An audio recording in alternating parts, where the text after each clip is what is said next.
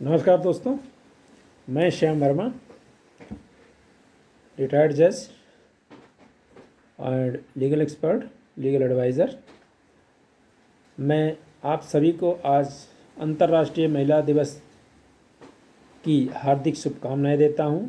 साथ में होलक शब्द से आगे बढ़ी हुई परिवर्तित रूप नए रूप में आए होली के लिए भी बधाई देता हूं। मैं सबसे पहले आपको अंतर्राष्ट्रीय महिला दिवस के बारे में बताना चाहूँगा। इसके क्या कानून हैं, महिलाओं के कॉन्स्टिट्यूशनल वैधानिक अधिकार क्या हैं, उसके बारे में। तो ये अंतर्राष्ट्रीय महिला दिवस की शुरुआत जो हुई संयुक्त राष्ट्र अमेरिका में 1906 में महिलाओं ने वहाँ पर जो कार्य करने वाली महिलाएं थीं, उन्होंने 1909 में 1909 के आसपास शुरू हुआ और 1909 में एक मार्च निकाला महिलाओं ने 28 फरवरी 1909 को, जिसमें 15,000 महिलाओं ने मार्च किया न्यूयॉर्क सिटी के में और यह मांग की कि उनको काम के घंटे कम किए जाएं, पे बेटर किया जाए और वोटिंग राइट्स दिया जाए। तो बाद में ये यूनाइटेड नेशंस ने इस पर विचार किया और 1977 में ऑफिशियली जो है ये सहमति बनी यूनाइटेड नेशंस में कि इसको 8 मार्च को हर साल महिला दिवस के रूप में मनाया जाए। अंतर्राष्ट्रीय महिला दिवस जो पूरे दुनिया में तब से 8 मार्च को मनाया जाता है और जिसके मुख्य जो पॉइंट होते हैं वो हैं महिलाओं के अधिकार का एक तरह से मूवमेंट, जैसे इशूज़ जो जेंडर इक्वलिटी की यानी लैंगिक समानता और महिलाओं के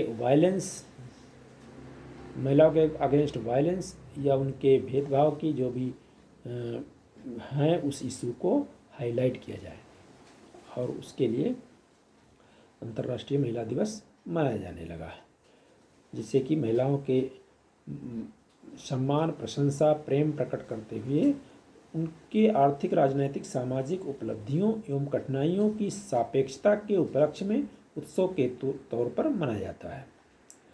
इस साल यानी 2023 में इसका जो थीम है डिजिटल लैंगिक समानता के लिए नवाचार और प्रौद्योगिकी। लैंगिक समानता को बढ़ावा देने और महिलाओं और लड़कियों के स्वास्थ्य और विकास संबंधी ज़रूरतों को पूरा करने में नवीन प्रौद्योगिकी की भूमिका पर प्रकाश डालती है। यह थीम जो है महिलाओं के भारत में जो अधिकार हैं वो 2 भागों में विभक्त किए जा सकते हैं। एक तो संवैधानिक अधिकार, दूसरे अन्य कानूनों के द्वारा दिए गए अधिकार। संवैधानिक अधिकार में नंबर 1 और सबसे पहले है जो सबके लिए है, यानी हर व्यक्ति के लिए है, जिसमें महिलाएं भी शामिल हैं, वो है आर्टिकल 14, जिसके अंतर्गत यह गारंटी देता है संविधान, फंडामेंटल राइट है हर व्यक्ति का, चाहे महिला हो या पुरुष का, कि उसके कानून के समक्ष उसे बराबर ट्रीट किया जाएगा और कानून का संरक्षण उसको समानता के आधार पर बराबर मिलेगा। किसी आधार पर भेदभाव नहीं होगा। इसके अलावा आर्टिकल 15 में है जो कहता है कि कोई भी भेदभाव सेक्स यानी लिंग के आधार पर नहीं करेगी सरकार या राज्य को ये अधिकार दिए गए हैं कि महिलाओं के लिए स्पेशल प्रोविजन, विशेष प्रबंध उनकी भलाई के लिए, उनके हित के लिए जो ज़रूरी है वो करें। और कोई भी व्यक्ति जो भारत का नागरिक है वो इस आधार पर भेदभाव उसके साथ नहीं किया जा सकता है कि वो किस लिंग का है, चाहे वह एम्प्लॉयमेंट के संबंध में हो, चाहे वह किसी ऑफिस के संबंध में है, और राज्य को इस आधार पर भेदभाव करने से रोकती है आर्टिकल 16। इसी तरह आर्टिकल 23 है जिसमें ट्रैफिकिंग के बारे में है, और महिलाओं और पुरुषों की बराबरी का उनके जीवन यापन के साधनों में उचित व्यवस्था करने का अधिकार आर्टिकल 39 में है। आर्टिकल 39 में ही है कि समान वर्क यानी समान कार्य समान वेतन होगा, और महिला पुरुष में इस आधार पर कोई भेदभाव नहीं किया सकता है। हेल्थ, महिलाओं के हेल्थ, उन जो महिला वर्कर हैं उनके हेल्थ के बारे में उचित उपबंध करने का, और उनके साथ कोई दुर्व्यवहार नहीं हो, उनके आर्थिक आवश्यकता के आधार पर फोर्स्ड लेबर नहीं हो, फोर्स्ड कार्य नहीं कराया जाए, इस सब के बारे में 39E बोलता है। इसके अलावा जो मैटरनिटी रिलीफ हैं, मातृत्व संबंधी जो ज़रूरतें हैं, उनके कार्य के जो कंडीशन हैं उनके बारे में मानवीयता बरतने का प्रावधान आर्टिकल 42 करती है। इसके अलावा 15(1)AE जो हर नागरिक को यह कर्तव्य, हर नागरिक का यह कर्तव्य बताती है कि वो ऐसे सारे प्रथाओं को, व्यवस्थाओं को छोड़ देंगे जो कि महिलाओं के डिग्निटी, उनकी अस्मिता के विरुद्ध हों। इसके अलावा आर्टिकल 243D जो संविधान का है, जिसमें संशोधन करके जो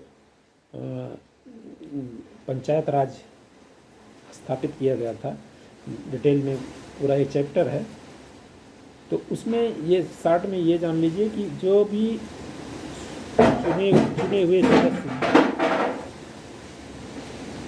चुने हुए सदस्य हैं, चाहे वो नगर पालिका में हो चाहे पंचायत में हो, सबके लिए ये ज़रूरी है कि 1/3 सीट उनके लिए रिजर्व हो। साथ साथ जो चेयरमैन होंगे नगर पालिका पंचायत के, उनमें भी 1/3 सीट महिलाओं के लिए होगी।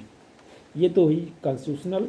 और इसके अलावा शॉर्ट में ये भी जान लें कि अन्य कौन से मुख्य अधिकार जो वैधानिक, जिसे कानून बनाकर संसद ने या राज्य की विधानसभा ने बनाए हैं, वो कौन से हैं, और संक्षेप में ही जान लें तो इसमें बहुत सारे कानून हैं और मुख्य रूप से हैं, जिसे दंड प्रक्रिया संहिता के अंतर्गत किसी भी महिला को सूरज डूबने के बाद सूर्योदय के पूर्व की अवधि में बीच में गिरफ्तार नहीं किया जा सकता, और अगर ज़रूरी है तो वो जुडिशल मजिस्ट्रेट फर्स्ट क्लास से पूर्व अनुमति लेकर किसी महिला पुलिस के द्वारा ही किया जा सकता है। किसी महिला से पूछताछ करना है तो उसको थाने नहीं बुलाया जाएगा। अगर ज़रूरी है पूछताछ तो उसको उसके घर पर उस महिला कांस्टेबल या महिला पुलिस अधिकारी के द्वारा और उस औरत के परिवार के सदस्यों की उपस्थिति में ही पूछताछ की जा सकता है। दूसरा है 2005 में अमेंड करके हिंदू सक्सेशन एक्ट की धारा 6 में जो पहले जो कुपासनी प्रॉपर्टी होती थी, उसमें जो पुरुष संतान होती थी उनको जन्म से अधिकार था, लेकिन महिलाओं को यानी लड़कियों को नहीं था। अब इस अमेंडमेंट के द्वारा महिलाओं जो पुत्री है और पुत्र को, दोनों को हुई कुपासनी प्रॉपर्टी में जन्म से अधिकार दे दिया गया है, जिस तरह पहले केवल पुरुष संतान को था। इसके अलावा सेफ एबार्शन के लिए प्रावधान medical termination of pregnancy act 1971 है। राइट्स अगेंस्ट बीइंग वाच्ड, महिला जो लड़की है उसको निगरानी करने के अगेंस्ट है, और ये धारा 354C कहती है। इसी तरह इंफॉर्मेशन एंड टेक्नोलॉजी एक्ट की धारा 66E है, जो वॉयजरिंग के बारे में है, जो इलेक्ट्रॉनिक ट्रांसमिशन है किसी महिला के प्राइवेट कार्य का फाइल इधर से उधर ट्रांसफ़र करना पे रोकती है। राइट अगेंस्ट बीइंग स्टॉक, पीछा नहीं कर सकते, जैसे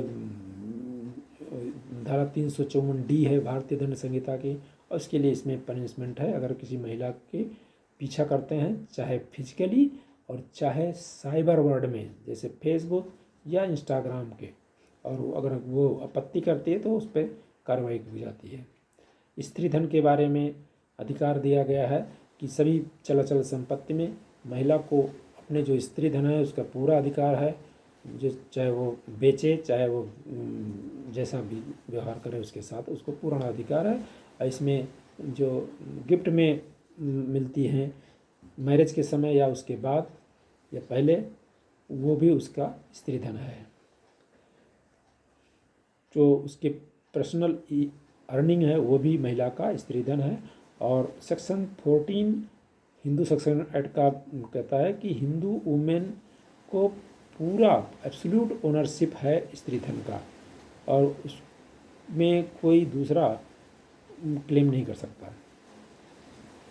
इसके अलावा लीगल सर्विस अथॉरिटी एक्ट है, उसमें महिलाओं को अगर कोई केस चल रहा है कोई या महिला को लीगल एड चाहिए तो वो फ्री है।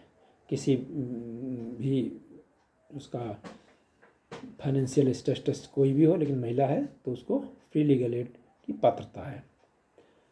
कोई भी महिला Hindu adoption and maintenance act की धारा 8 के अंतर्गत मैरिड हो या अनमैरिड, वो अगर अनमैरिड है तो भी वह अगर बालिग है और उसकी स्वस्थ मानसिक स्थिति है तो वह अपने लिए किसी चाइल्ड को अडॉप्ट कर सकती है।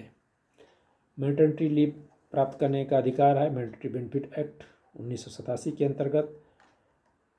राइट अगेंस्ट फीमेल फोस्टिसाइड यानी प्री कंसेप्शन और prenatal diagnostic technique act 1994 के तहत किसी भी गर्भवती महिला के जो बच्चा है पेट में उसके सेक्स को निर्धारित करने के लिए मना करती है और वो इलीगल है। सेक्सुअल हैरेसमेंट अगर किसी महिला का है तो उसके संबंध में protection of children from sexual offence act, इसके अलावा है डोमेस्टिक वायलेंस एक्ट और बहुत सारे एक्ट हैं जिसमें कि महिलाओं को संरक्षण दिया गया है और उनको अधिकार दिया गया है। तो इस तरह हमने ये जाना कि महिलाओं के लिए क्या कॉन्स्टिट्यूशनल राइट और क्या वैधानिक अधिकार अभी तक के हैं। हमारा और एक और निवेदन है कि अगर आपको ये वीडियो पसंद आ रही हो तो सब्सक्राइब, शेयर और लाइक करना नहीं भूलें। आगे भी हम आगे की जानकारी देते रहेंगे। आपको पुनः महिला दिवस की, अंतर्राष्ट्रीय महिला दिवस की हार्दिक शुभकामनाएं। धन्यवाद। जय हिंद, जय